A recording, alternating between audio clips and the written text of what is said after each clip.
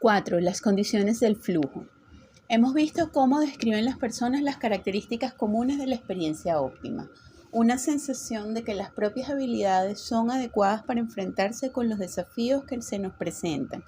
Una actividad dirigida hacia unas metas y reguladas por normas que además nos ofrece unas pistas claras para saber si lo estamos haciendo bien. La concentración es tan intensa que no se puede prestar atención La concentración es tan intensa que no se puede prestar atención a pensar en cosas irrelevantes respecto a la actividad que se está realizando o para preocuparse. La conciencia de sí mismo desaparece y el sentido del tiempo se distorsiona. Una actividad que produce tales experiencias es tan agradable que las personas desean realizarla por sí mismas y se preocupan poco por lo que van a obtener de ella, incluso aunque la actividad que realizan sea difícil o peligrosa. Pero ¿cuándo suceden estas experiencias? Ocasionalmente, el flujo puede suceder por casualidad, por una afortunada coincidencia entre las condiciones externas y las internas. Por ejemplo, unos amigos que están cenando juntos y alguien empieza a hablar de un tema que hace que todos participen en la conversación. O, uno a uno, empiezan a contar chistes y a contar anécdotas y muy pronto todos se están divirtiendo y sintiéndose bien por el simple hecho de estar juntos.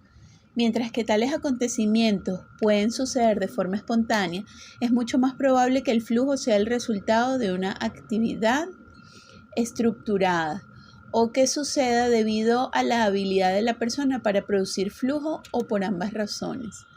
¿Por qué jugar o practicar deporte nos hace disfrutar, mientras que las cosas que hacemos día a día como trabajar o estar en casa son a menudo tan aburridas? ¿Y por qué una persona disfrutará incluso aunque esté en un campo de concentración, mientras que otro consigue aburrirse estando de vacaciones en un lugar fantástico? Contestar estas preguntas hará que sea más fácil comprender cómo podemos dar forma a la experiencia para mejorar la calidad de vida. En este capítulo vamos a describir esas actividades particulares que probablemente producirán experiencias óptimas y las características personales que ayudan a la gente a lograr fácilmente el flujo. Actividades que producen flujo. Cuando describimos la experiencia óptima en este libro, dimos como ejemplo la actividad de creación musical, la escalada, el baile, la navegación, el ajedrez, etc. Lo que hace que estas actividades produzcan flujo es que se diseñaron para hacer más fácil lograr la experiencia óptima. Tienen unas reglas que requieren de un aprendizaje de habilidades, establecen metas, producen retroalimentación, hacen posible el control. Facilitan la concentración y la involucración, haciendo que la actividad sea lo más distinta posible a la denominada realidad primordial de la existencia cotidiana. Por ejemplo, en todos los deportes, los jugadores visten uniformes llamativos y entran en lugares especiales que les separan temporalmente del resto de comunes mortales. Mientras dura el acontecimiento, los jugadores y los espectadores dejan de actuar en términos del sentido común y se concentran en la realidad peculiar del juego. Tales actividades de flujo tienen como función primaria ofrecer experiencias agradables. El juego, el arte, el boato, el ritual y los deportes son algunos ejemplos. Por la manera en que están construidos, ayudan a los participantes y a los espectadores a lograr un estado mental ordenado que es muy agradable.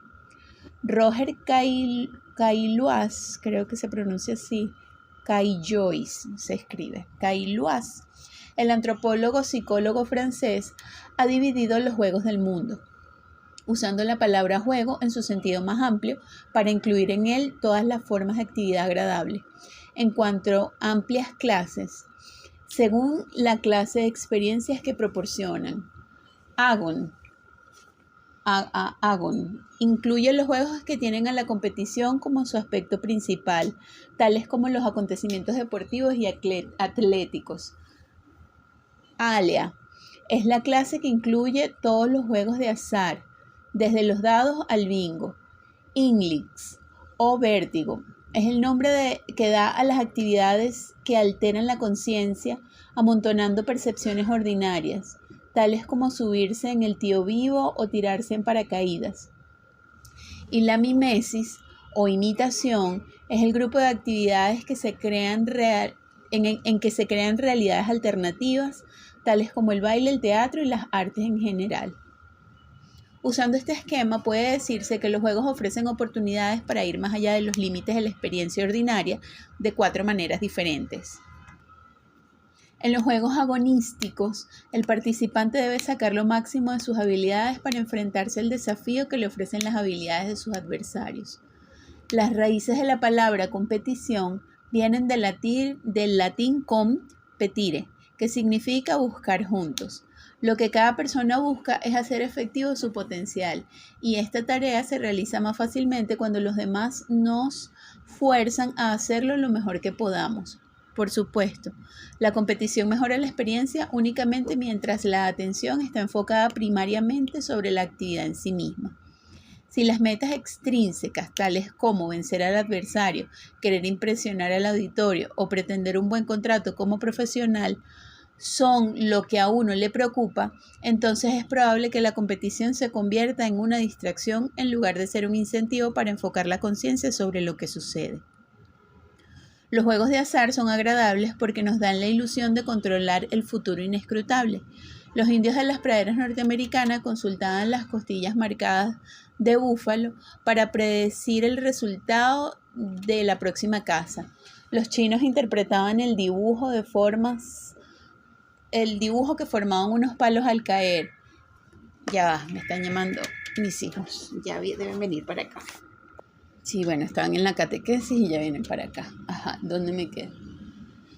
Ajá.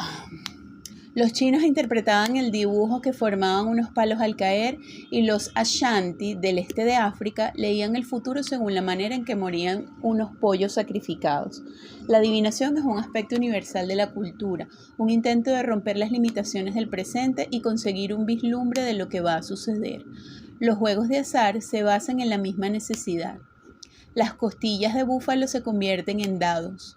Los palos del I Ching serán las cartas del póker, y el ritual de adivinación se convierte en una apuesta, una actividad secular en la cual un individuo trata de ser más listo que otro o intenta vencer al destino. El vértigo es la manera más directa de alterar la conciencia, y a los niños pequeños les encanta dar vueltas en círculos hasta que se marean. Los derviches en Oriente Medio logran estados de trance mediante el mismo procedimiento, 15% de batería del celular. Cualquier actividad que transforma la manera en que percibimos la realidad es capaz de hacernos disfrutar, un hecho que explica la atracción que sentimos hacia las drogas de todas las clases que expanden la conciencia, desde las setas mágicas al alcohol o a la actual caja de Pandora que los productos químicos alucinógenos. Pero la conciencia no puede expandirse. Todo lo que podemos hacer es modificar sus contenidos, lo que nos da la impresión de haber logrado ensancharla de algún modo. Sin embargo, el precio de la mayoría de alteraciones artificialmente inducidas es la pérdida de control sobre la conciencia que quisimos expandir. Es un llamado a no caer en las drogas. La imitación nos hace sentir que somos más de lo que somos, en realidad, a través de la fantasía, la vanidad y el disfraz. Oye, eso es una buena manera de explicar los filtros de las redes sociales, o sea, de aplicárselo. Los filtros y el tema de todo el aparataje de la industria de la cosmética y de la moda en las mujeres, principalmente dirigidas hacia las mujeres, impuestas hacia las mujeres. La imitación nos hace sentir que somos más de lo que somos en realidad a través de la fantasía, la vanidad y el disfraz. Total, es un disfraz. Sigo. Nuestros antepasados bailaron vistiendo las máscaras de sus dioses y experimentaron una sensación de poder al identificarse con las fuerzas que rigen el universo. El maquillaje yo lo pudiera interpretar como una máscara. El maquillaje es una máscara. Al vestir como ciervo, el danzador indio yaqui siente que forma una unidad con el espíritu del animal que personifica. El cantor que mezcla su voz en la armonía de un coro siente correr escalofríos por su espina dorsal al oír el hermoso sonido que ha ayudado a crear. La niña que juega con su muñeca y su hermano que se disfraza de vaquero también expanden los límites de sus experiencias ordinarias para sentir que temporalmente son alguien distinto a ellos mismos y más poderoso, al tiempo que aprenden los roles sexuales de los adultos de su sociedad. En nuestros estudios encontramos que toda actividad de flujo que involucrase la competición, el azar o cualquier otra dimensión de experiencia tenía esto en común: ofrecía una sensación de descubrimiento, un sentimiento creativo que transportaba a la persona a una nueva realidad, empujaba a la persona hasta los niveles más altos de rendimiento y la conducía a estados de conciencia que no había experimentado antes. En suma, transformaba la personalidad haciéndola más compleja. En este crecimiento de la personalidad está la clave de las actividades de flujo.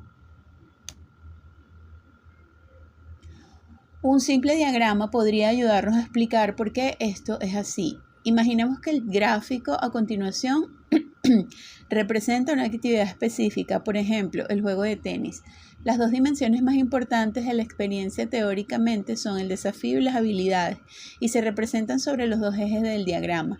La letra A representa a Alex, un muchacho que está aprendiendo a jugar tenis. El diagrama muestra a Alex en 4 momentos distintos. Cuando empieza a jugar, que sería A1, apenas tiene habilidad y su único desafío es lanzar la pelota por encima de la red. Esto no es una hazaña muy difícil, pero es probable que Alex disfrute porque la dificultad es simplemente la adecuada a sus habilidades rudimentarias. En este punto, probablemente esté en flujo, pero no puede permanecer allí mucho tiempo. Después de un rato, si sigue practicando, sus habilidades estarán a punto de mejorar. Y entonces se aburrirá si simplemente golpea la pelota por encima de la red, que sería A2. O quizás encuentre un adversario con más práctica y en este caso, él le dará cuenta de que hay otros desafíos más duros que simplemente golpear la pelota. Y llegados a este punto seguirá una cierta inquietud, que sería A3, en lo que concierne a su pobre rendimiento. Y entonces ponen aquí una gráfica de Alex. ¿Por qué la complejidad de la conciencia se incrementa como resultado de las experiencias de flujo? Entonces divide desafíos y habilidades entre ansiedad y aburrimiento. Coño, este grupo sí joden. Ajá. Ni el aburrimiento ni la inquietud son experiencias positivas, por lo que Alex se motivará para volver al estado de flujo. ¿Cómo lo hará? Observen nuevamente el diagrama. Vemos que si está aburrido, A2. Un ciclo. Como un ciclo. Vemos que si está aburrido, A2, y desea estar nuevamente en flujo. Llegaron los muchachos. Hola. Miren, su papá, estaba hablando con su papá. Su papá quiere terminar esto, la pared. Pero estando Nicolás aquí con sus alergias, no puede. Entonces, acuérdense que habíamos hablado para ver si se iban a la casa de la abuela y también. Mañana es la maratón en la escuela. El profesor de educación física dijo que cualquiera puede participar. ¿Ustedes van a querer ir a la escuela o se van a querer ir a la casa de la abuela? A la casa de la abuela. Elías dice. ¿Nicolás qué dice? A la casa de la abuela. Bueno, entonces, ¿qué fue lo que me dijo papá? Ya papá habló con la abuela. Tenemos que llevarlos a ustedes con su ropa y sus cosas y la comida. Entonces, papá sale del trabajo a las 5, faltan 20 minutos. Por favor, arreglen sus bolsos, todo lo que van a necesitar. Van a pasar allá hoy en la noche, mañana viernes. O sea, todo el viernes, todo el sábado y el domingo al mediodía los vamos a buscar. Van a pasar allá, o sea, esta noche, el domingo en la tarde y 2 días completos. Para que arreglen sus bolsos con todas sus cosas. Ya ustedes saben qué es lo que necesitan: sus cepillos, su jabón, su jabonera, todas sus cosas. Y rapidito para ir a buscar a tu papá a las 5. ¿Qué hora es? Son las 4:40. Arreglen sus bolsos y nos vamos, pues. Ok. Y arreglamos la comida. Sigo. En lo que terminen me avisan para yo parar la grabación aquí, ¿ok? Yo pensé que nos íbamos a quedar. ¿En dónde? En la casa. ¿Aquí? No, es para irse hoy. Porque mañana temprano para nosotros es muy complicado. O nos quedamos aquí en la casa. Y ya. Pero es que mañana vamos a desocupar la sala y vamos a meter todas las cosas en los 2 cuartos de ustedes. Meter mueble, todo para allá. Para que las cosas, y todas estas cosas, para que no se llenen de polvo. Es por eso. No, que venía quedar con ustedes. Ah, bueno. Para que me dieran consejos, para que tú me dieras consejos con lo de la tarea esa que tengo de Jesús. Ah, verdad, que tú tienes que entregar eso el lunes. Ujú. Tú tienes que entregar eso el lunes. ¿Y dónde piensas investigar? Pensaba aquí, pero ahora que lo dices allá, La casa del abuelo tiene internet. creo que sí. Pero puedes hacer la tarea allá. Llama a tu papá y pregúntale si en la casa del abuelo hay internet. No, sí, muy señal, es compartir. No, es compartir internet, o sea, Ya les dio la clave. sí. Bueno, pero hacen la tarea ya, Eli. Ok. Haces la tarea, ya te llevas las cosas que necesites y terminas el guión allá. ¿El guión se entrega en hoja o en el cuaderno? Bueno, te llevas las hojas, y te llevas los materiales que necesitas. ¡Coño, negra! Carajo, sácame de aquí el mueble. La dueña, pues. Ajá. Prepara todas tus ropas, todas tus cosas, pero también todos tus materiales. Y te llevas tu cargador, ya sabes que tienes tu celular, puedes investigar allá y trabajar. Cualquier cosa que necesites, tú me llamas. Mira, mamá, estoy trancado aquí en esta parte del guión, ayúdame y hablamos. ¿Oíste? Mamá, menos mal que el jueves o ayer sí, bueno, el miércoles, me mandaron una tarea de investigar, ¿cómo que se llama? De investigar necesito papel boom. Ok, Eso. chévere. ¿Para cuándo? Para el miércoles de la otra semana. Para el miércoles de la otra semana, ok. Lo compramos entonces este fin de semana y esa tarea la haces, pues. Chévere. ¿Necesitas medio pliego o pliego completo? Medio pliego. Ya, tengo que revisar. Revisa y me avisa. Y eso lo compramos, lo tenemos aquí. De todas maneras, ahí hay un papel, el papel azul ese, y lo puedes utilizar también. El papel azul, ¿cuál es? Ese, sí. Que es azul por un lado, pero es blanco por el otro. Bueno, también sirve. Sí, también sirve. Ajá. Bueno, sí es. Ahorita reviso, sí, porque dice papel, bon. Ya.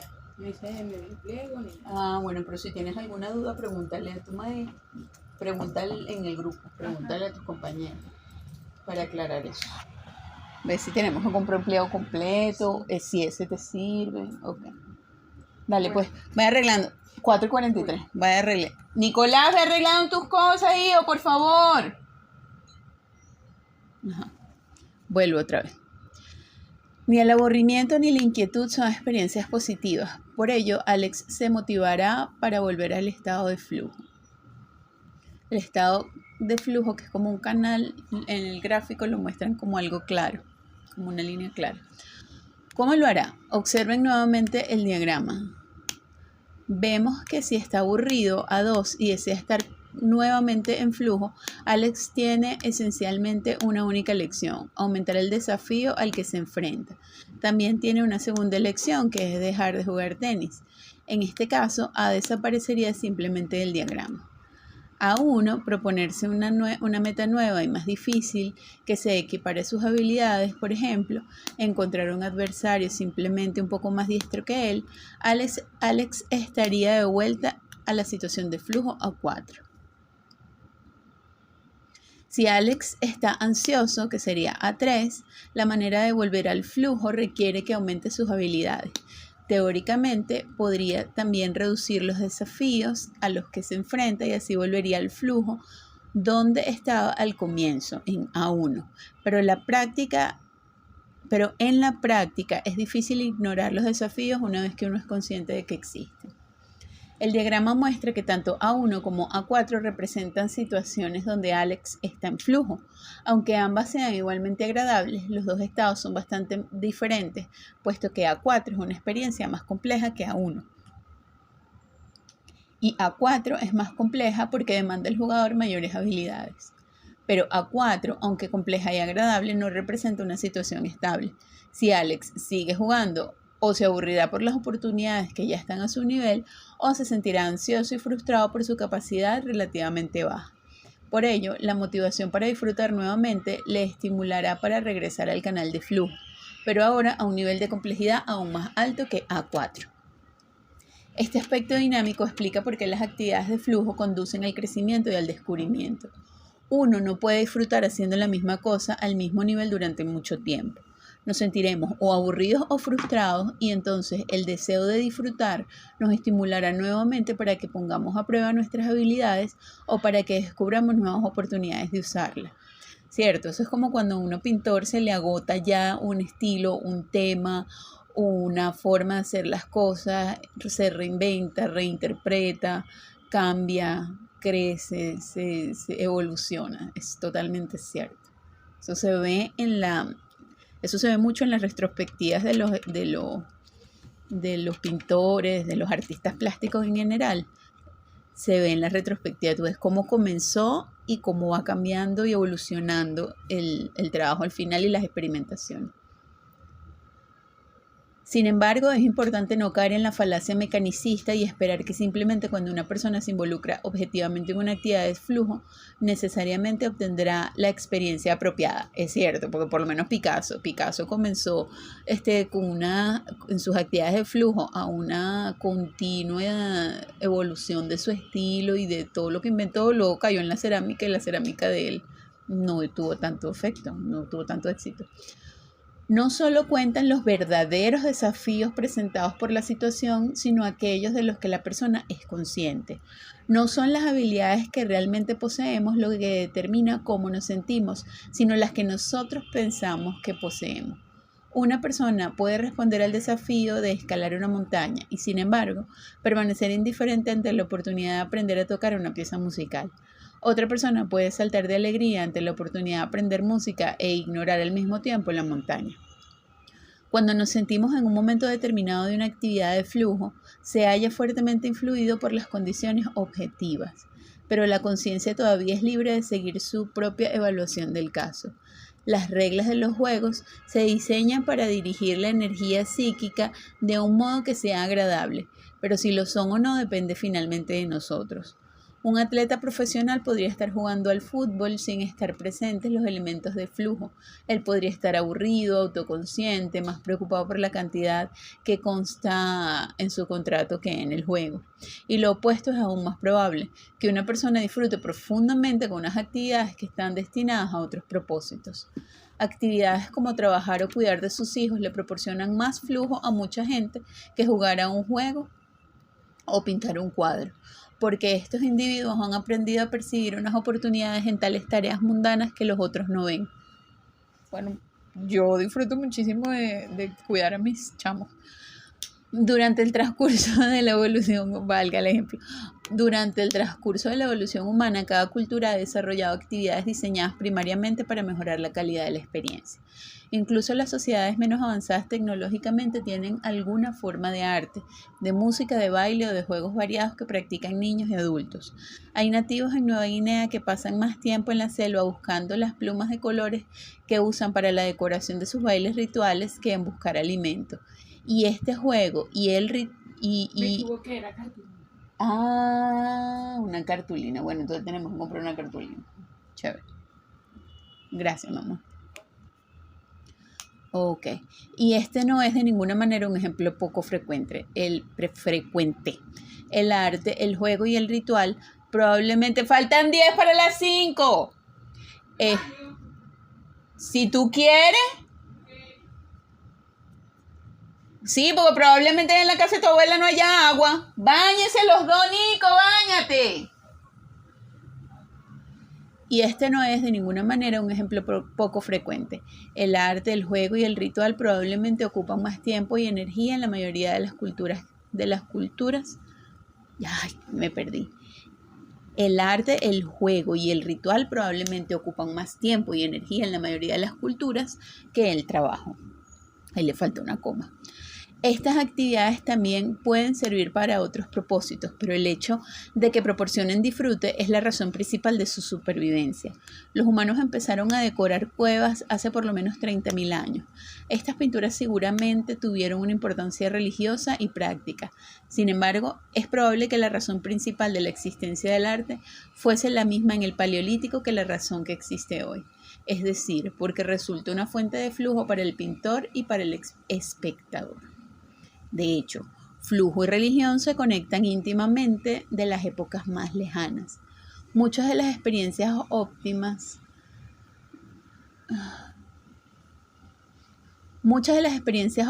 de la humanidad. De hecho, flujo y religión se conectan íntimamente desde las épocas más lejanas. Muchas de las experiencias óptimas de la humanidad han tenido lugar dentro del marco de los rituales religiosos. No solamente el arte, sino también el teatro, la música y el baile tuvieron sus orígenes en lo que ahora llamamos ceremonias religiosas.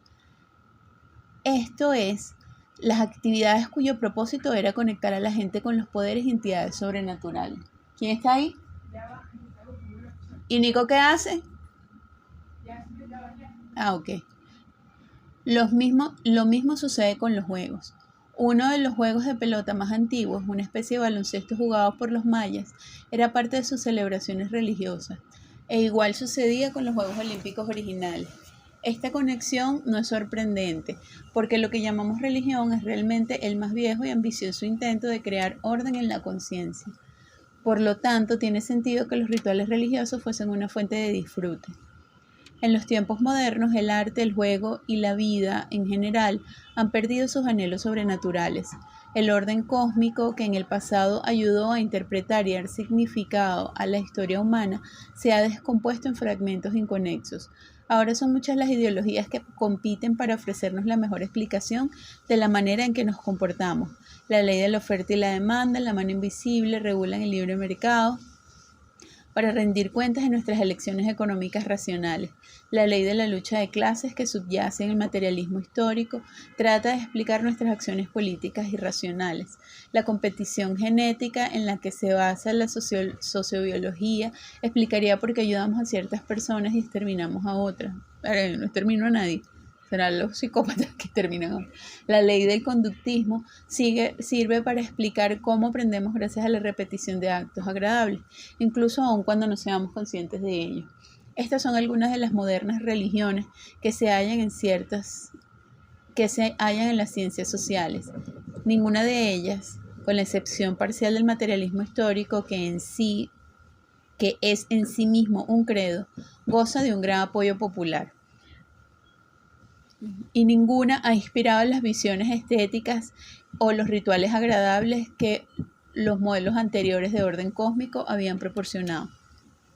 Y al igual que las actividades contemporáneas de flujo se secularizan, es improbable que vinculen al actor con poderosos sistemas de significado, como sí lo hacían los Juegos Olímpicos o los Juegos de pelota maya. Generalmente sus contenidos son puramente hedonistas. Esperamos que nos hagan sentir mejor física o mentalmente, pero no esperamos que nos conecten con los dioses. No obstante, los pasos que hemos realizado para mejorar la calidad de la experiencia son muy importantes para la cultura como totalidad. Hace tiempo que se sabe que las actividades productivas de una sociedad son una manera útil de describir su carácter.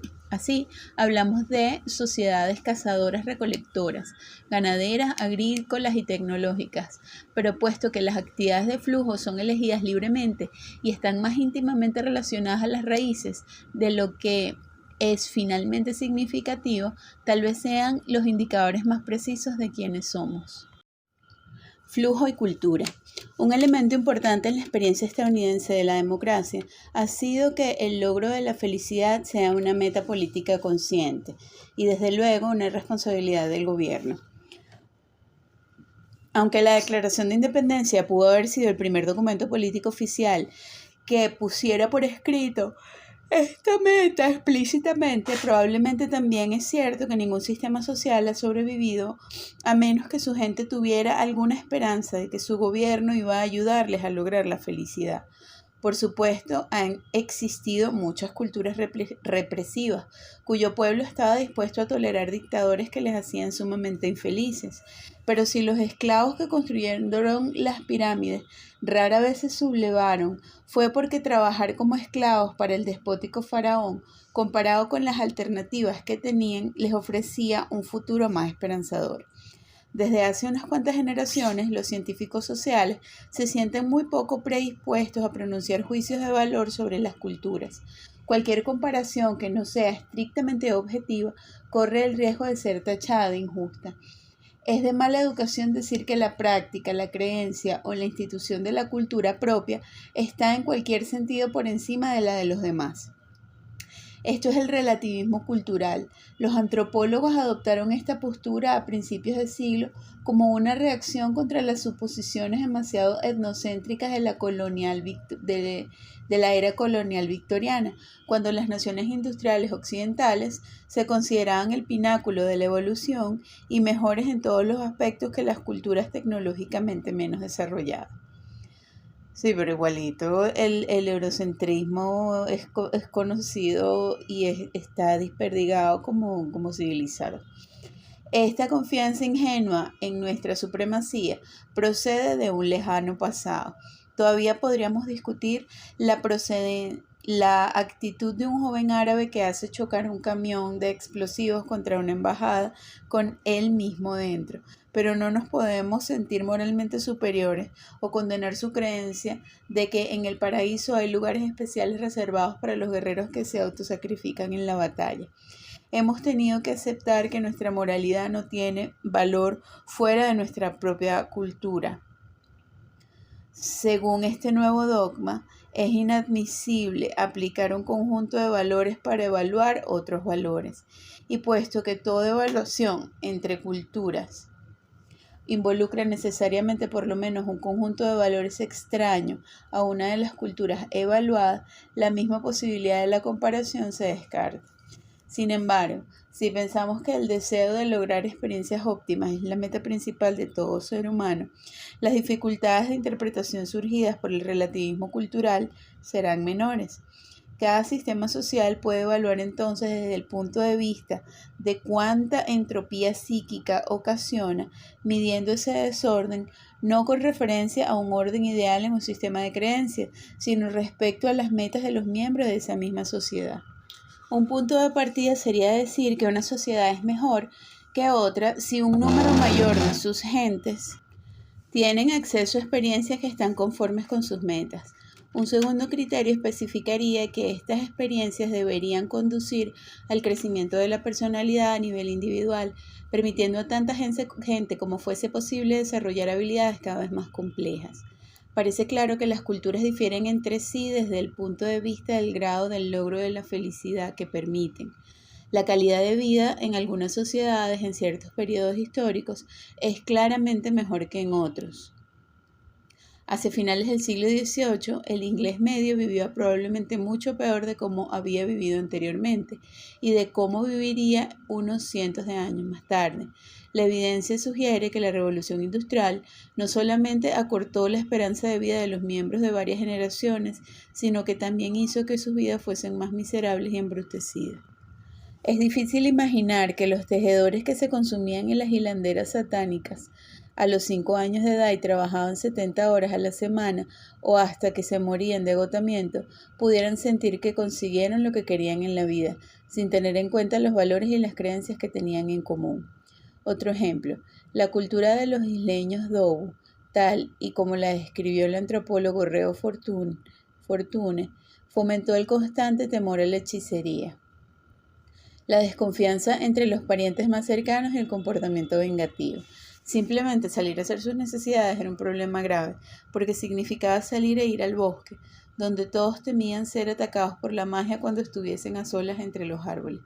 A los Dobu no parecía gustarles estas características de la experiencia cotidiana, pero no conocían otras alternativas. Estaban atrapados en una red de creencias y prácticas que habían evolucionado durante mucho tiempo y que les dificultaba enormemente experimentar armonía psíquica. Muchos informes de los etnógrafos sugieren que la entropía psíquica es más común La negra está aquí acostada al lado mío, no me había dado cuenta y la toqué y me asusté. Ay, hola mi negra, hola mi amor. Ajá. Muchos informes de los etnógrafos sugieren que la entropía psíquica es más común en las culturas preliterarias de lo que el mito del buen salvaje sugeriría. Los Ik de Uganda son incapaces de enfrentarse con un medio degradado, ya que no les provee del alimento suficiente para la supervivencia, y han institucionalizado un egoísmo que supera a los sueños más salvajes del capitalismo. Los Yanomamis de Venezuela, como muchas otras tribus guerreras, adoran la violencia más que nuestras superpotencias militaristas y encuentran que nada es tan agradable como la incursión sangrienta sobre una aldea vecina. Eso es verdad. Reír y sonreír era algo casi desconocido en la tribu nigeriana asediada por la hechicería y las intrigas que Laura Bohanau estudió. Laura Bohanau estudió. No hay evidencias de que estas culturas eligiesen ser egoístas, violentas o miedosas. Su comportamiento no los hace más felices, por el contrario, les ocasiona sufrimiento. Tales prácticas y creencias que afectan a la felicidad son evitables e innecesarias. Evolucionaron por azar, como resultado de respuestas aleatorias a condiciones accidentales. Pero una vez que entran a formar parte de las normas y hábitos de la cultura, la gente asume que así es como las cosas deben ser. Creen que no tienen otras opciones.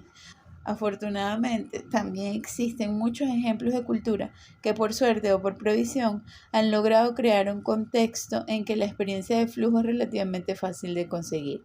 Por ejemplo, los pigmeos del bosque Ituri, descritos por Colin Turnbull, viven en armonía entre sí y con su ambiente, llenan su vida con actividades útiles y desafiantes. Cuando no cazan o mejoran sus poblados, cantan, bailan, tocan instrumentos musicales o se cuentan historias. Como muchas culturas denominadas primitivas, cada adulto en esta sociedad de pigmeos es un poco actor, cantor, artista e historiador, y a la vez un trabajador diestro. Su cultura no tendría una alta puntuación en términos de logros materiales, pero desde el punto de vista de ofrecer experiencias óptimas, su modo de vida tiene gran éxito. Otro buen ejemplo de cómo una cultura puede conseguir el flujo es el estilo de vida que el etnógrafo canadiense Richard Kuhl describe en una de las tribus indias de la Columbia Británica. La región de Shuswap es considerada por los indios, está citando al autor, la región de Shuswap es considerada por los indios como un lugar rico en salmón y caza, rico en alimentos del subsuelo, como tubérculos y raíces, una tierra generosa.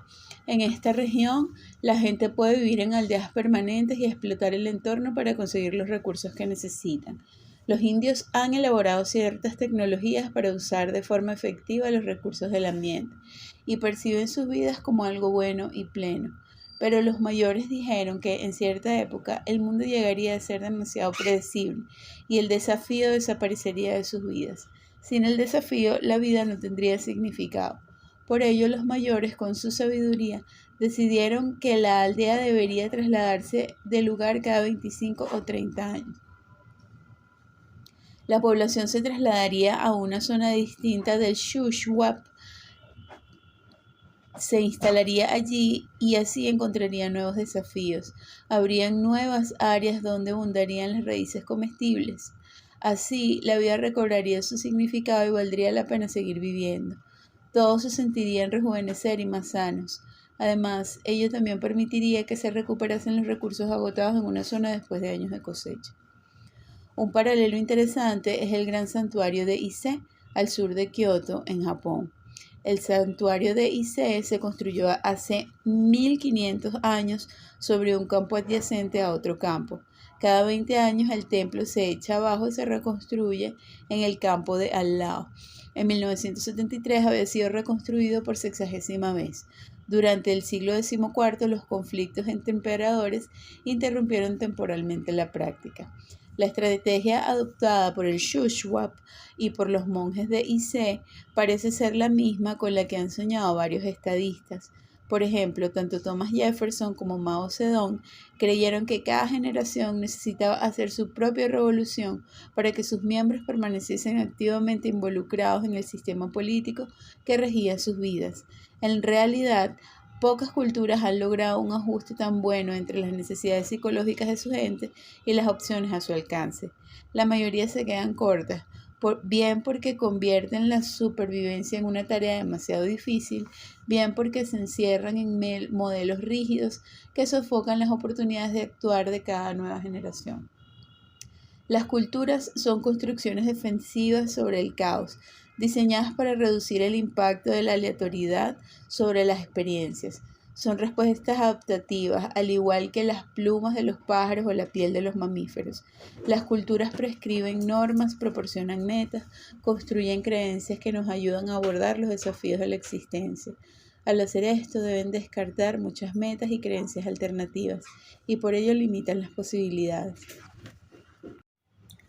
Pero esta canalización de la atención al conjunto limitado de metas y medios es lo que permite la acción sin esfuerzo dentro de límites autoimpuestos. En este aspecto, los juegos ofrecen una analogía convincente de la cultura. Ambos consisten en unas reglas y metas más o menos arbitrarias que permiten a la gente sentirse implicada en un proceso o acto y reducir al mínimo las dudas y las distracciones. La diferencia está principalmente en la escala. La cultura lo abarca todo. Especifica cómo debe nacer una persona, cómo debe educarse, casarse, tener niños y morir. Los juegos llenan los espacios vacíos de la cultura, mejoran la acción y la concentración durante el tiempo libre, cuando las instrucciones culturales ofrecen poca guía. Y la atención de una persona amenaza con vagar por los reinos inexplorados del caos. Cuando una cultura tiene éxito al desarrollar un conjunto de metas y reglas tan persuasivas y bien ajustadas a las habilidades de la población, que sus miembros son capaces de experimentar flujo con inusitada frecuencia e intensidad, la analogía entre juego y cultura es aún más cercana. En tal caso, podemos decir que la cultura en su totalidad llega a ser un juego. Algunas de las civilizaciones clásicas pueden haber conseguido alcanzar este estado. Los ciudadanos atenienses, los romanos, que regían sus acciones mediante la virtus, los intelectuales chinos o los brahmanes indios, vivieron en una compleja elegancia y obtuvieron quizás el mismo disfrute de la armonía desafiante de sus acciones, del que obtendrían una profunda danza.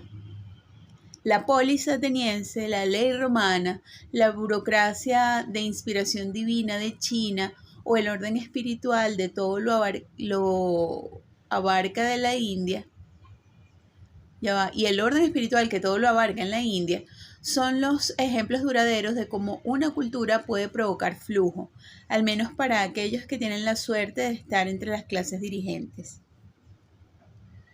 Una cultura que mejora la experiencia de flujo no es necesariamente buena en ningún sentido moral. Las reglas de Esparta parecen ser inútilmente crueles desde el punto de vista del siglo XX, pero conseguían motivar a aquellos que las acataban. El placer por la batalla y las carnicerías que alborozaban a las hordas tártaras y los generazos turcos eran legendarias.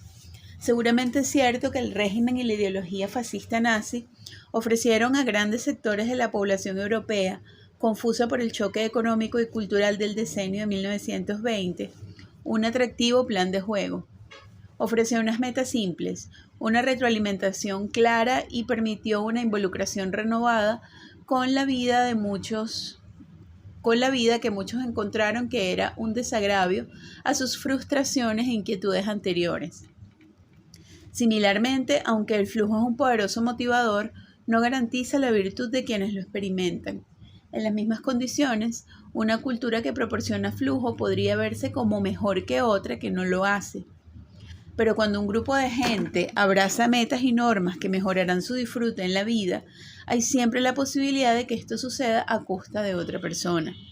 El flujo del ciudadano ateniense era posible gracias a los esclavos que trabajaban su propiedad, así como el estilo de vida de las plantaciones del sur de Estados Unidos se basó en la labor de los esclavos importados. Todavía estamos muy lejos de ser capaces de medir con exactitud cuánta experiencia óptima hace posibles las diferentes culturas. Según una encuesta Gallup a gran escala realizada en 1976, el 40% de los estadounidenses dijeron que eran muy felices, a diferencia del 20% de los europeos, el 18% de los africanos y únicamente el 7% de los orientales, que también contestaron a la misma encuesta. Y los latinoamericanos, pues no existimos. Los hispanoamericanos, América Latina, etc. Sí, Hispanoamérica. Por otra parte, otra encuesta realizada 2 años antes indicaba que la felicidad personal de los ciudadanos estadounidenses estaba al mismo nivel que la de los cubanos y los egipcios, cuyo PNB per cápita era respectivamente 5 y 10 veces menor que el de los estadounidenses. Los alemanes occidentales y los nigerianos tenían idéntica puntuación felicidad, a pesar de una diferencia en el PNB per cápita de casi 15 veces.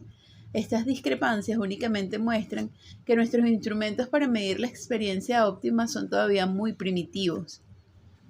A pesar de ello, parece incontestable afirmar que sí existen diferencias.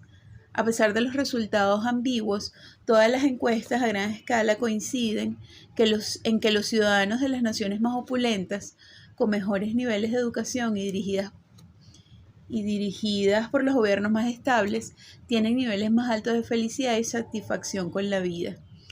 Gran Bretaña, Australia, Nueva Zelanda y Holanda parecen ser los países más felices, y Estados Unidos, a pesar de su alta tasa de divorcios, alcoholismo, crimen y adicciones, no está muy lejos. Eso es para la época en que esto se escribió, ¿no? Esto no debería sorprendernos, dada la cantidad de tiempo y de recursos que gastamos en actividades cuyo propósito principal es ofrecer disfrute. Los adultos estadounidenses trabajan un promedio de 30 horas a la semana. 30 horas a la semana. Y gastan unas 10 horas más en su lugar de trabajo haciendo cosas tales como soñar despierto o charlar con otros trabajadores. Pasan una cantidad ligeramente menor de tiempo, unas 20 horas a la semana, realizando actividades de ocio. 7 horas viendo televisión, 3 horas leyendo, de 2 más en actividades como practicar deporte, tocar música o jugar a los bolos. Y 7 horas de actividades sociales tales como ir a ver un partido, una película, o divertirse con la familia y los amigos. Las 50 a 60 horas restantes que un estadounidense está despierto cada semana, las dedica a actividades de mantenimiento como comer, viajar, y desde el trabajo, comprar, cocinar, lavar y arreglar cosas, o al tiempo libre no estructurado como estar sentado solo con la mirada perdida. Yo deseo estar sentada sola no, durmiendo.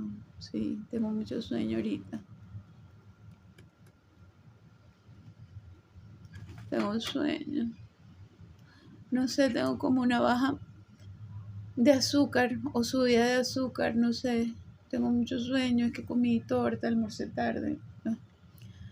No tengo deseos de seguir leyendo, pero bueno.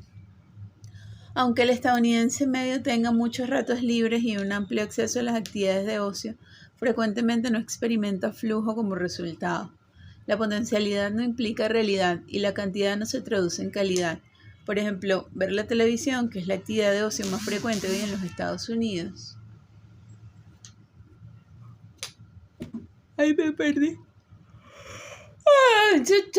Provoca muy rara vez la condición de flujo. De hecho, la gente trabajadora logra la experiencia de flujo, una profunda concentración, un equilibrio entre los desafíos y las actividades, un sentimiento de control y de satisfacción, 4 veces más haciendo su trabajo proporcionalmente que viendo televisión.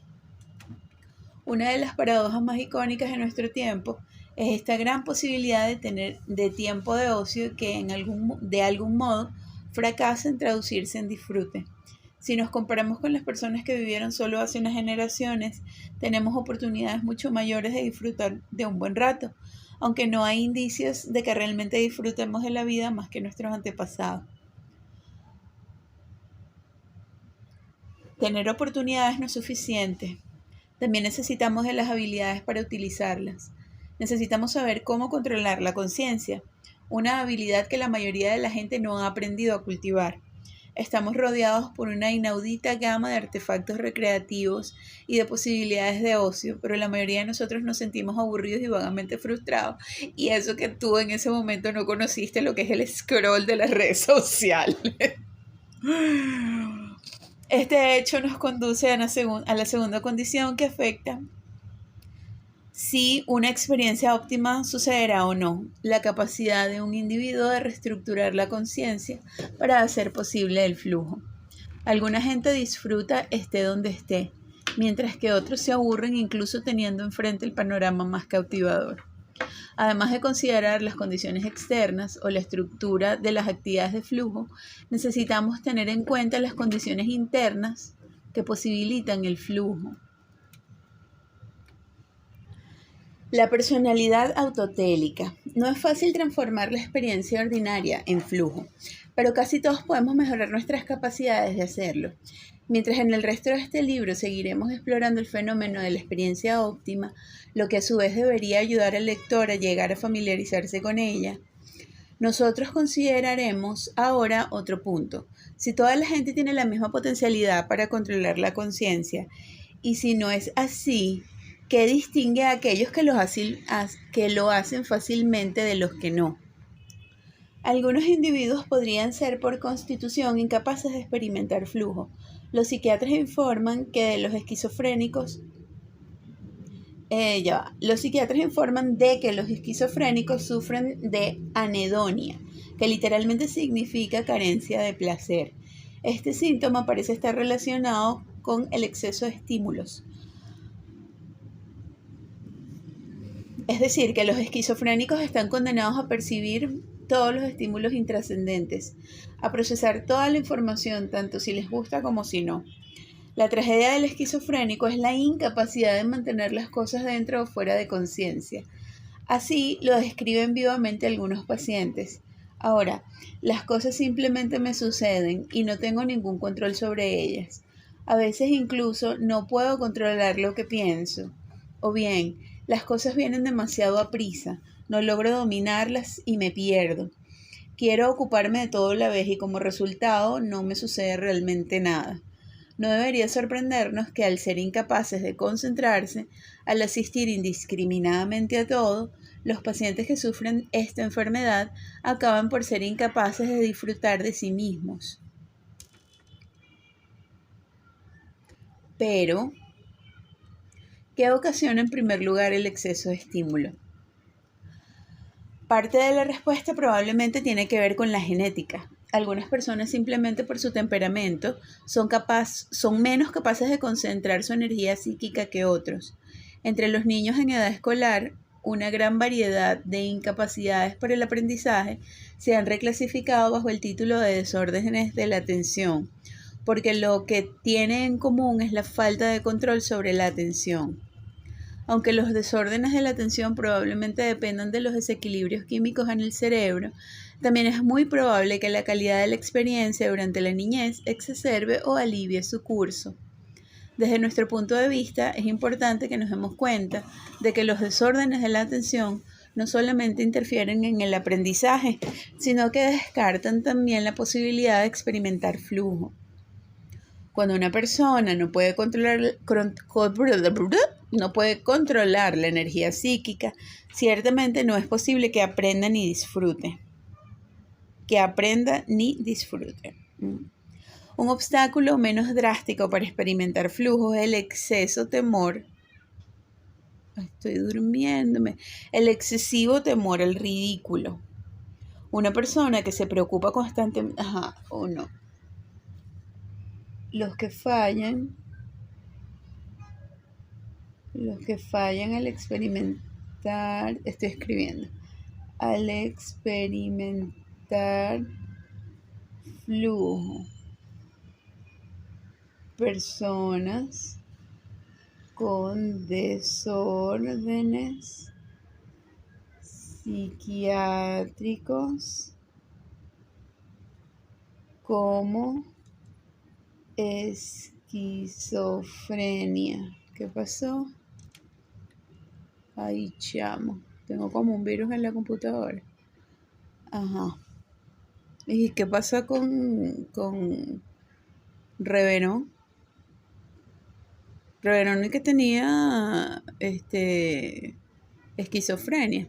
Bueno, hay quienes dicen que realmente, en realidad, no tenía esquizofrenia. Que por lo general no esquizofrénico no pinta como pintaba él. Pero, qué vaina, tengo un virus aquí. Ay, no. No.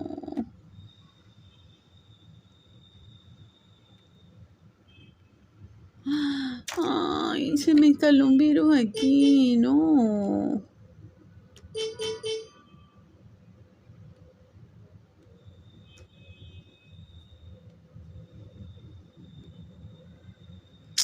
Ajá. Luego están las personas con un excesivo temor al ridículo. Personas con excesivo temor al ridículo. ¿Dónde me quedé? Ya me lo sueño. Una persona que se preocupa constantemente acerca de cómo la perciben los demás, que tiene miedo a crear la impresión equivocada o de ser algo impropio, se condena también a excluirse permanentemente del disfrute. Y lo mismo con las personas excesivamente egoístas. Personas excesivamente egoístas. Pura gente con patología, pues. Un individuo egoísta normalmente no es autoconsciente, pero en lugar de ello evalúa cada porción de información únicamente desde el punto de vista de cómo esta información se relaciona con sus deseos. Para esta persona nada tiene valor en sí mismo. Una flor no merece una segunda mirada a menos que pueda usarse para algo. Un hombre o una mujer que no tiene nada que aportar a sus propios intereses no merece más atención. La conciencia se estructura enteramente desde el punto de vista de sus propios fines y no permite que exista nada que no esté conforme a ello. ¿Qué sonó? Qué raro que mis hijos no me han llamado. Aunque una persona con excesivo miedo al ridículo tenga muchos aspectos diferentes a los de una persona egoísta, ninguna de ellas dos tiene el control suficiente de la energía psíquica para entrar fácilmente en una experiencia de flujo. Ambos carecen de la fluidez de la atención que se necesita para realizar actividades con objetivo propio. La energía psíquica está demasiado involucrada en la personalidad y la libertad de atención se orienta rígidamente por sus necesidades. Bajo estas condiciones es difícil interesarse en metas intrínsecas, perderse a uno mismo en una actividad que no ofrece gratificaciones diferentes a la interacción en sí mismo. Los desórdenes de atención y el exceso de estímulos impiden el flujo porque la energía psíquica es demasiado fluida y errática. Ya vamos a cerrar las cortinas de la ventana porque me pega el brillo y no puedo leer. Listo. ¡Negra!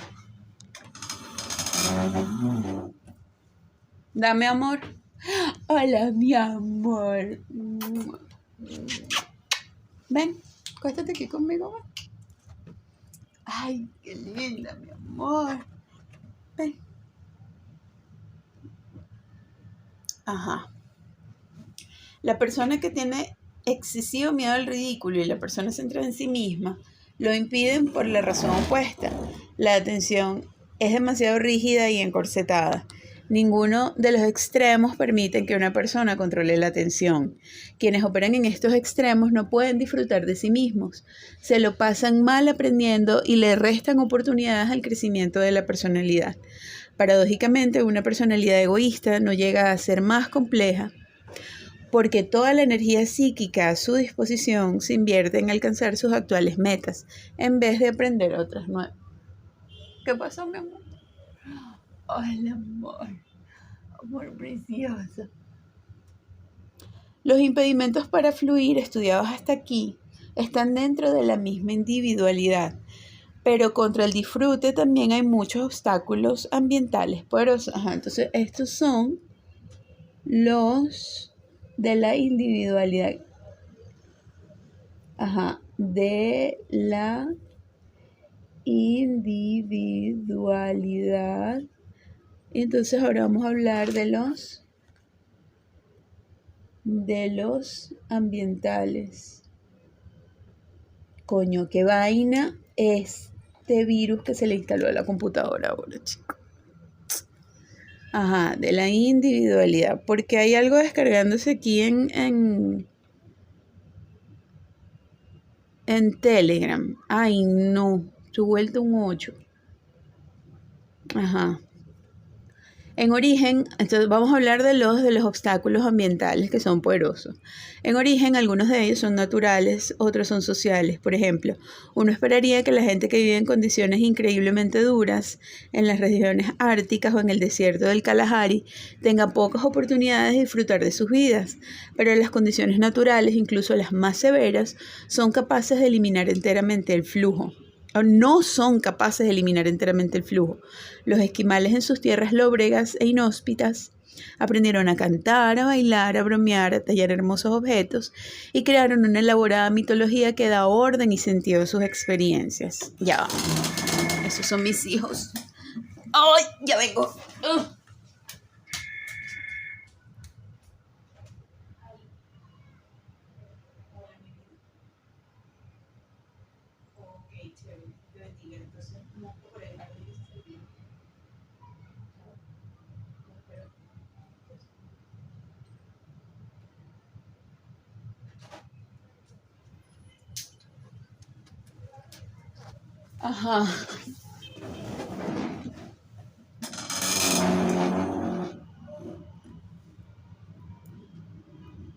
Posiblemente los habitantes de la nieve y los habitantes de la arena que no pudieron conseguir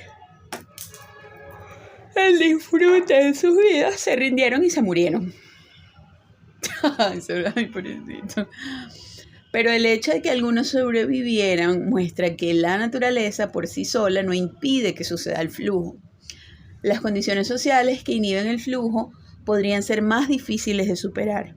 Una de las consecuencias de la esclavitud, la opresión, la explotación y la destrucción de los valores culturales es la eliminación del disfrute. Una de las consecuencias de la esclavitud, la opresión, la explotación, la destrucción de los valores culturales es la eliminación del disfrute. Esto está interesantísimo. Ok, debo detener la grabación porque mis hijos no se van a su llave y tengo que bajarles a abrir la puerta. Ya vengo. Ya volví. Continúo. Cuando los ahora extintos nativos de las islas caribeñas se pusieron a trabajar en las plantaciones de los conquistadores españoles, sus vidas se convirtieron en algo tan doloroso y sin sentido que perdieron el interés de la supervivencia y al final dejaron de reproducirse. Es probable que muchas culturas desaparezcan de un modo similar porque no sean ya capaces de ofrecer la experiencia de disfrute. Aquí también podemos aplicar a las condiciones que hacen que el flujo sea difícil de experimentar dos términos que describen ciertos estados de patología social: anomia y alienación. La anomia, literalmente, la carencia de reglas, es el nombre que el sociólogo francés Émile Durkheim dio a una condición que se daba en la sociedad en que las normas del comportamiento se volvían confusas. ¿Será que en Venezuela ahorita en el 2023 estamos viviendo en anomia? Porque yo siento todo muy fragmentado y confuso. Cuando no está claro qué está permitido y qué no lo está, cuando existe indecisión sobre cuáles son los valores de la opinión pública, el comportamiento se convierte en algo errático y sin sentido. Miércoles. Vamos a estar esta palabra. Anomia. Realidad contemporánea. Venezuela 2023. La gente que depende de las reglas de sociedad para dar orden a su conciencia se vuelve ansiosa. Situaciones de anomia podrían darse cuando la economía se derrumba, bueno, definitivamente, eso es lo que está pasando, o cuando una cultura es destruida por otra, pero también pueden venir cuando la prosperidad aumenta rápidamente y los viejos valores del ahorro y del trabajo duro ya no son tan pertinentes como lo habían sido. La alienación es, en muchas ocasiones, lo opuesto. Es una condición en la que la gente se ve obligada por el sistema social a actuar de forma contraria a sus propias metas. Un trabajador para alimentarse a sí mismo y a su familia debe realizar centenares de veces la misma tarea sin sentido en una cadena de montaje. Es probablemente que se sienta alienado. En los países socialistas, una de las más irritantes fuentes de alienación es la necesidad de malgastar muchos ratos libres haciendo cola para obtener alimento. Ropa, diversión o conseguir las interminables autorizaciones burocráticas. Cuando una sociedad sufre de anomia, es difícil conseguir flujo porque no está claro en qué vale la pena invertir la energía psíquica. Cuando sufre de alienación, el problema es que uno no puede invertir energía psíquica en lo que claramente desea. Es interesante notar que estos dos obstáculos sociales del flujo, la anomia y la alienación, son funcionalmente equivalentes a dos patologías de la personalidad, los desórdenes de la atención y el egoísmo. A ambos niveles, el individual y el colectivo, lo que impide que ocurra el flujo es la fragmentación de los procesos de atención, como en la anomia en los desórdenes de atención, o bien su exceso de rigidez, como en la alienación y el egoísmo. A nivel individual, la anomia corresponde a la ansiedad, mientras que la alienación corresponde al aburrimiento. Neurofisiología y flujo. Así como algunas personas nacen con una mejor coordinación muscular, es posible que existan individuos con una ventaja genética en el control de la conciencia. Tales individuos podrían estar menos predispuestos a sufrir los desórdenes de la atención y podrían experimentar más fácilmente el flujo. Las investigaciones de la doctora Jean Hamilton sobre la percepción visual y los modelos de activación cortical apoyan esta tesis. Sus evidencias se basan en una prueba que los sujetos tenían que observar una figura ambigua, un cubo de Necker o una ilustración tipo Escher, en la que un punto parece salirse del papel e ir hacia el espectador y al instante siguiente parece retroceder detrás del papel, hasta invertirla perceptualmente, es decir, hasta ver cómo la figura que sobresale fuera de la superficie se hunde al fondo y viceversa. La doctora Hamilton encontró que los estudiantes que dijeron tener menos motivación intrínseca en la vida diaria, necesitaron como promedio fijar sus ojos sobre más puntos antes de poder ver el revés de la figura ambigua, mientras que los estudiantes que en conjunto encontraron su vida más intrínsecamente gratificante necesitaron mirar menos puntos o incluso mirar únicamente a un punto para invertir la misma figura. Estos hallazgos sugieren que estas personas podrían variar en el número de pautas externas que necesitan para realizar la misma tarea mental. Los individuos que requieren de un gran número de informaciones externas para formar sus representaciones de la realidad en la conciencia, tal vez sean más dependientes del ambiente externo para usar sus mentes. Entonces tendrían menos control sobre sus pensamientos, lo que a su vez haría más difícil para ellos disfrutar de la experiencia. Por contraste, las personas que necesitan pocas pautas externas para representar sucesos en la conciencia son más autónomos respecto al ambiente, tienen una atención más flexible que les permite reestructurar la experiencia más fácilmente y por lo tanto lograr experiencias óptimas más a menudo. En otro grupo de experimentos, los estudiantes que dijeron tener frecuentes experiencias de flujo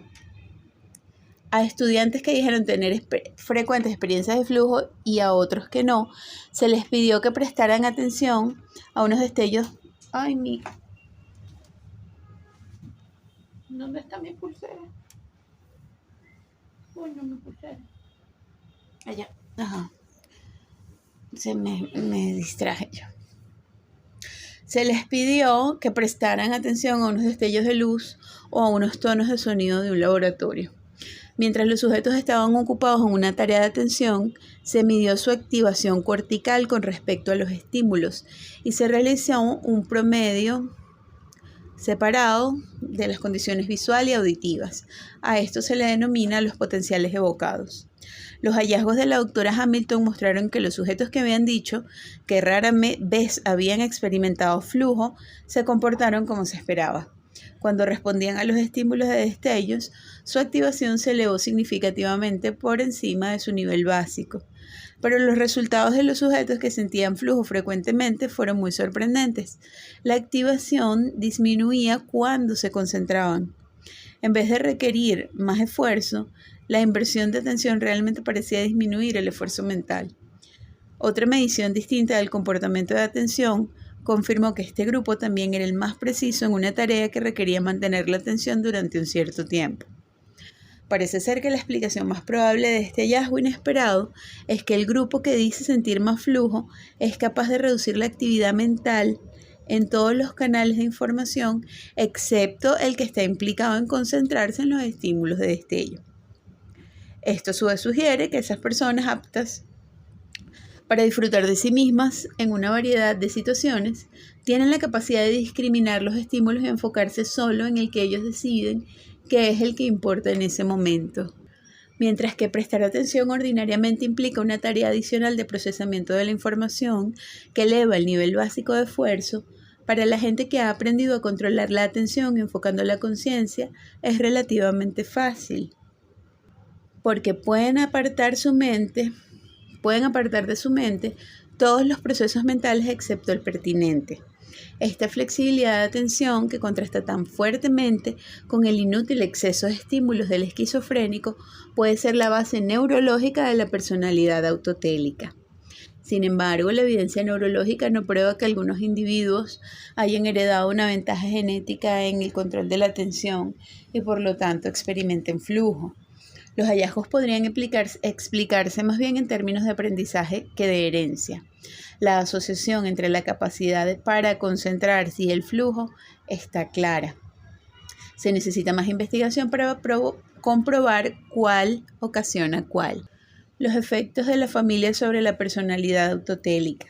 Una ventaja neurológica en el proceso de información no puede ser la única clave para explicar por qué algunas personas pasan por un buen rato mientras esperan el autobús, mientras que otras se aburren por más divertido que sea el ambiente. Las influencias tempranas de la niñez también son factores que muy probablemente determinen si una persona experimentará flujo fácilmente o no. Hay muchas evidencias que sugieren que la manera en que los padres se relacionan con el niño tendrá un efecto duradero sobre el tipo de persona que ese niño desarrollará y llegará a ser.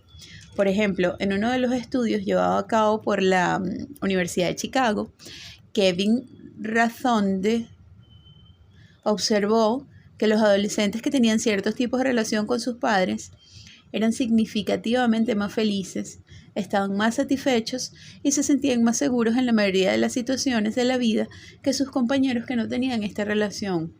El contexto familiar que promueve experiencias óptimas tiene 5 características. La primera es la claridad. Los adolescentes sienten que saben lo que sus padres esperan de ellos. Es decir, las metas y la retroalimentación de la interacción familiar no son ambiguas. Segunda, es el centramiento o la percepción de que sus padres están interesados en lo que hacen en el presente, en los sentimientos y experiencias concretas, en lugar de preocuparse de si conseguirán ir a una buena universidad u obtener un trabajo bien retribuido. La siguiente característica es la elección. Los niños sienten que tienen una variedad de posibilidades para escoger, incluyendo quebrar las reglas paternales, mientras estén dispuestos a enfrentarse a las consecuencias. La cuarta característica diferenciadora es el compromiso o la confianza que permite al niño sentirse lo suficientemente cómodo como para bajar el escudo de sus defensas e implicarse en cualquier cosa en la que esté interesado sin ser consciente de sí mismo. Y finalmente el desafío. o la dedicación de los padres a ofrecer a sus hijos oportunidades cada vez más complejas para la acción. La presencia de estas 5 condiciones hace posible lo que llamamos el contexto autotélico de familia, porque ofrece una formación ideal para disfrutar la vida. Las 5 características son claramente paralelas a las dimensiones de la experiencia de flujo. Los niños que se educan en unas situaciones familiares que facilitan la claridad de metas, la retroalimentación, el sentimiento de control, la concentración sobre la tarea presente, la motivación intrínseca y el desafío, generalmente tendrá mejores oportunidades para ordenar sus vidas de manera que el flujo sea posible. Además, las familias que ofrecen un contexto autotélico conservan una gran cantidad de energía psíquica para sus miembros individuales, haciendo así posible aumentar el disfrute a su alrededor. Los niños que saben lo que pueden hacer y lo que no tienen que estar discutiendo constantemente sobre cuáles son las reglas y los controles, que no están preocupados por las expectativas de sus padres acerca de su futuro éxito, siempre colgando encima de sus cabezas, se liberan de muchas de las demandas atencionales que generan los hogares más caóticos. Son libres para desarrollar sus intereses en actividades que expandirán sus personalidades. En familias no tan bien organizadas se emplea una gran cantidad de energía en constantes discusiones y negociaciones y en los intentos de los niños por proteger sus frágiles personalidades para no sentirse abrumados por las metas de otras personas. No nos sorprenden las diferencias entre los adolescentes cuya familia les han ofrecido un contexto autotélico y aquellos cuyas familias no ofrecieron este contexto a sus hijos. Resulta que los que disfrutaron de un contexto autotélico eran mucho más felices, fuertes, alegres y satisfechos que sus compañeros menos afortunados. Pero las diferencias también estaban presentes cuando los adolescentes estaban solos estudiando o en la escuela. Sucedía también que la experiencia óptima era más accesible a los niños de familias autotélicas. Únicamente cuando los adolescentes estaban con sus amigos desaparecían las diferencias. Estando con amigos, los dos grupos se sentían igual, positivamente, sin que importase si las familias eran autotélicas o no. Es probable que, mucho antes en la vida, las maneras en que los padres se comportan con los bebés también los predispongan a encontrar disfrute con facilidad o con dificultades. Sobre este punto, sin embargo, no hay estudios a largo plazo que busquen la relación causa-efecto a través del tiempo. Queda aún por averiguar si un niño de quien se ha abusado o a quien se ha amenazado frecuentemente con el alejamiento del amor paternal, y por desgracia cada vez somos más conscientes de que una perturbadora proporción de niños son maltratados en nuestra cultura, estará tan preocupado por evitar que su sentido de personalidad se desmorone que tendrá una poca energía para conseguir gratificaciones intrínsecas. En vez de buscar la complejidad del disfrute, el niño maltratado es probable que crezca y se convierta en un adulto que estará satisfecho obteniendo tanto placer de la vida como le sea posible. Sí, están haciendo cotufas por allá. Mira la negra. Hola, buenas tardes, negra. ¿Cómo la negra le hace ese rabo? Parece que va a volar. ¿Ya comieron? Sí, ya comimos. La gente del flujo. Las características que determinan una personalidad autotélica, en su mayoría, se revelan más claramente en las personas que parecen disfrutar con situaciones que otras ordinarias encontrarían insufribles. Estén perdidos en la Antártida o encerrados en la celda de una prisión, algunos individuos logran transformar sus penosas condiciones en una pugna manejable e incluso agradable, considerando que la mayoría sucumbiría a la prueba. Richard Logan, que ha estudiado los relatos de mucha gente en situaciones difíciles, concluye que sobrevivieron gracias al hallazgo de manera de convertir las terribles condiciones objetivas en experiencias subjetivamente controlables. ¿Ah? ¿Y la carne? Ellos siguieron el mismo esquema de las actividades de flujo. Primero, Prestaron suma atención a los detalles más ínfimos del ambiente, descubriendo ocultas oportunidades para la acción que se equiparaban a las pocas cosas que eran capaces de hacer dadas las circunstancias. Entonces se asignaban metas apropiadas a su precaria situación y controlaban estrechamente el progreso mediante la retroalimentación. Cuando alcanzaban su meta, subían el listón colocando ante sí desafíos cada vez más complejos. Christopher Borny, un prisionero de los nazis que estuvo largo tiempo en una prisión solitaria durante la Segunda Guerra Mundial, ofrece un ejemplo bastante típico de este proceso.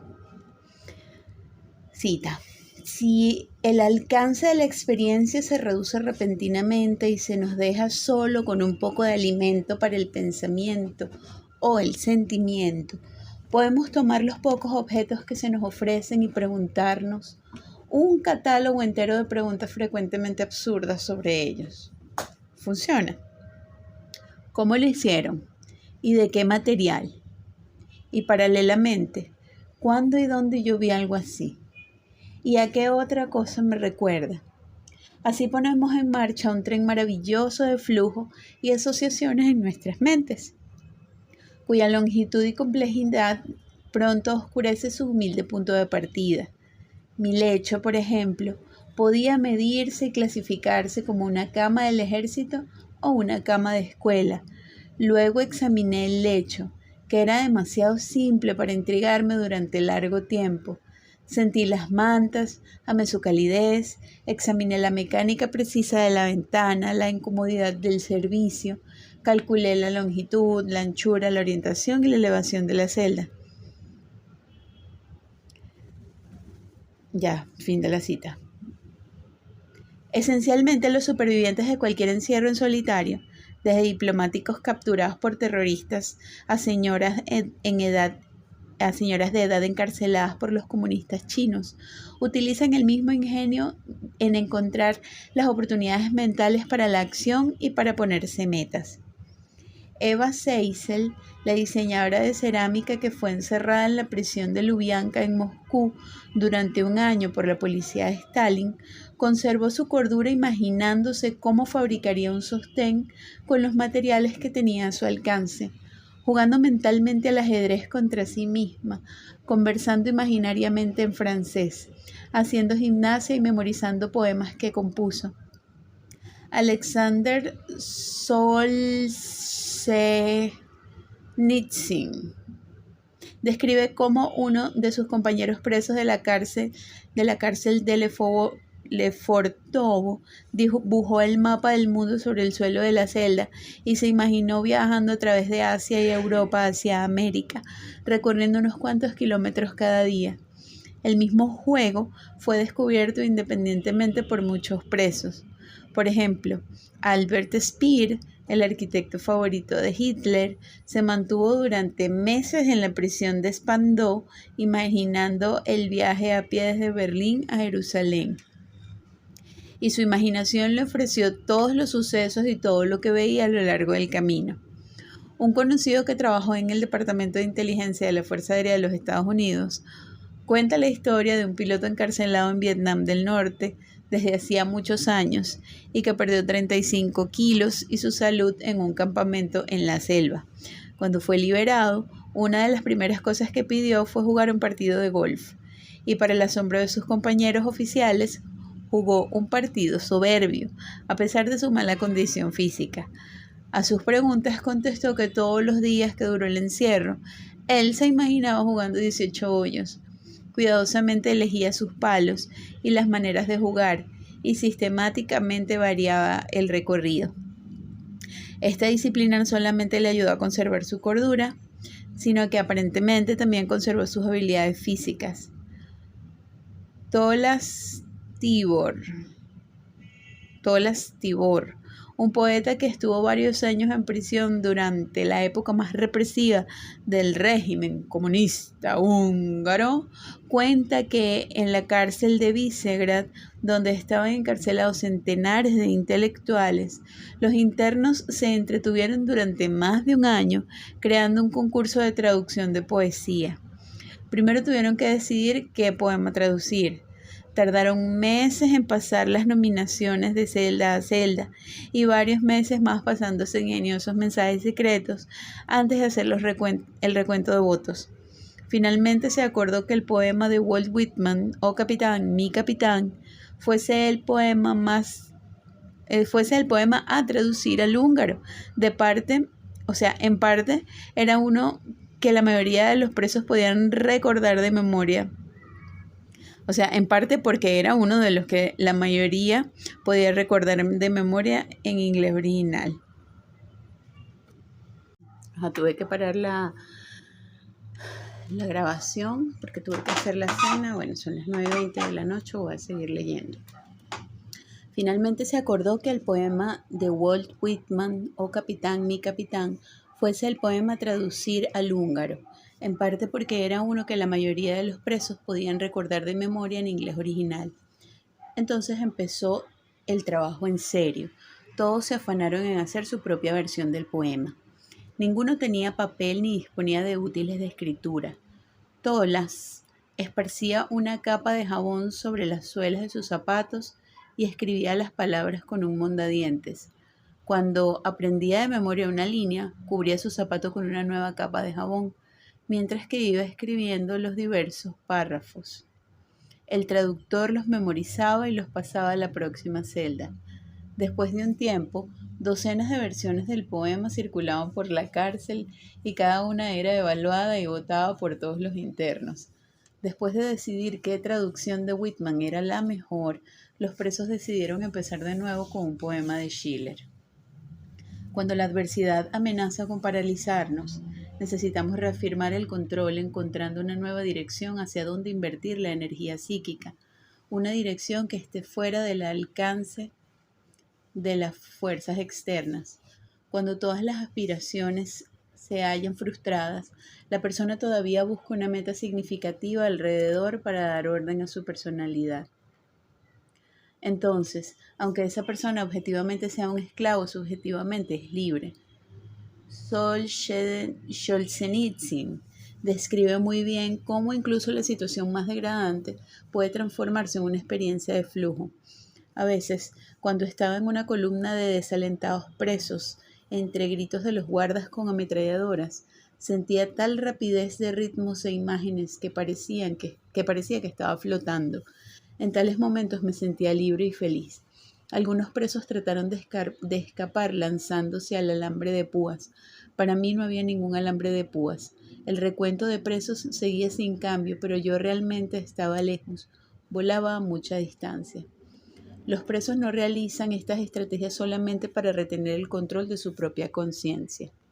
Exploradores como el almirante Byrd, que una vez pasó 4 fríos y oscuros meses solo en un tuguro minúsculo cerca del Polo Sur, o Charles Lindbergh, que se enfrentó a solas a la hostilidad de los elementos durante su vuelo transatlántico, recurrían a los mismos modos de actuar para conservar la integridad de sus personalidades.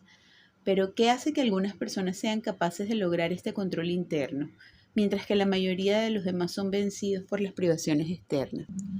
Richard Logan propone una respuesta basándose en los escritos de muchos supervivientes, incluyendo los relatos de Viktor Frankl y Bruno Bettelheim, quienes han reflexionado sobre los recursos de fortaleza empleados bajo situaciones de extrema adversidad. Concluye que la característica más importante de los supervivientes es un individualismo no consciente de sí mismo, o un propósito fuertemente dirigido que no busca la propia personalidad. La gente que tiene esta cualidad da lo mejor de sí misma en todas las circunstancias, aunque primariamente no les preocupa conseguir sus propios intereses porque se motivan intrínsecamente en sus acciones y así no se sienten perturbados fácilmente por las amenazas externas.